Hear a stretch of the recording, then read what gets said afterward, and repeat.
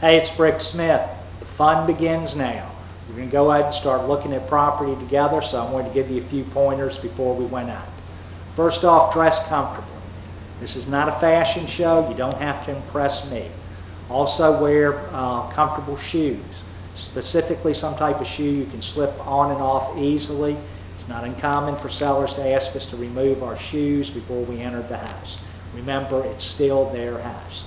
When we go out, I will supply you with a clipboard, a pen, and the MLS printouts on the properties we're going to see. It never ceases to amaze me that I can show property and I'll go inside and there won't be a bit of information supplied by the listing agent.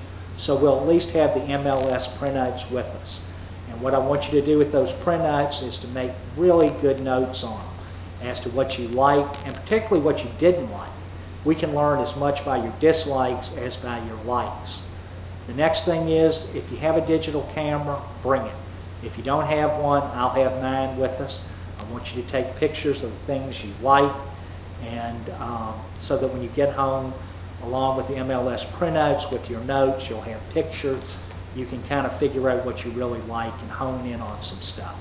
Another thing I would suggest that we do is as we go through and look at different properties, whenever we go into a house, take an attribute inside the house that will make you remember the entire property.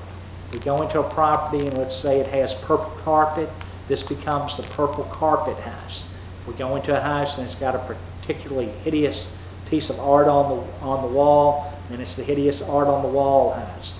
By naming the houses, it'll make you remember them easily, and so there won't be any confusion when you get back and try to compare notes. After you see about 4 or 5 pieces of property, they start to run together. So by naming them, you'll be ahead of the game and you'll remember them much easier.